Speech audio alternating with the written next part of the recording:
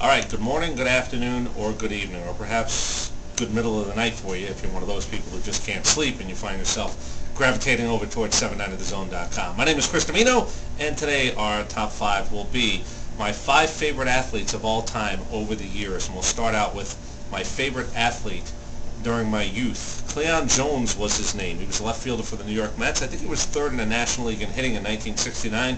Gil Hodges once pulled him out of a game in the middle of a run to a World Series in 1969 to set a tone, and a lot of guys have said that Gil Hodges going out to left field in the middle of an inning to pull Cleon Jones out of a game was absolutely the day they knew that Gil Hodges was the guy to be running this team, and it was time to play like men. Cleon Jones hit .340 that year. He's from Mobile, Alabama, home of Tommy Agee and Hank Aaron as well.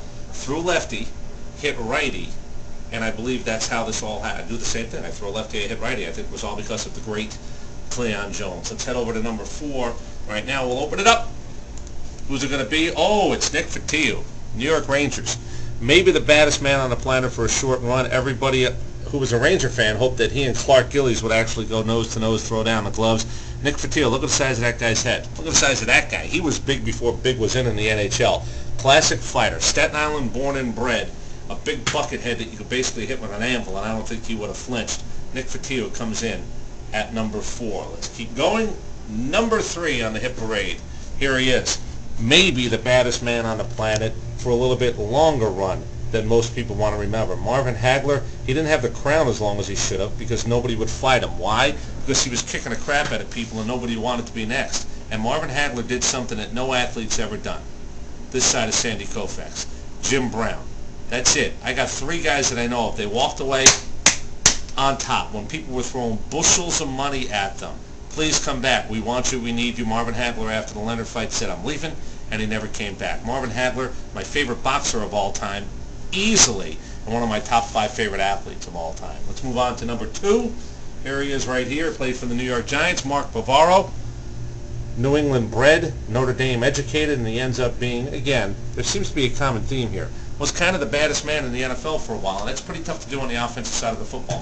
Mark Bavaro dragged guys around football fields. He hit you, then he got up, might have helped you up even, but hit you again. Mark Bavaro comes in at number 2, and then, of course, the all-timer, and there's nobody even close.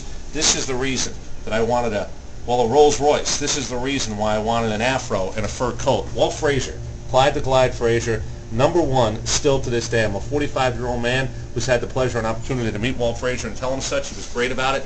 Walt Frazier was the guy growing up.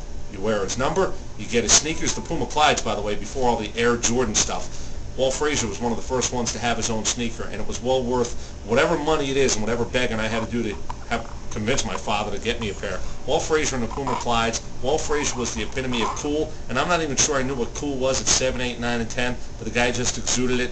Walt Frazier comes in at number 1 all time. I'm sure you got your top 5 list someplace along these lines. Think about it for a second. Enjoy the rest of the day. Come back to 790thezone.com.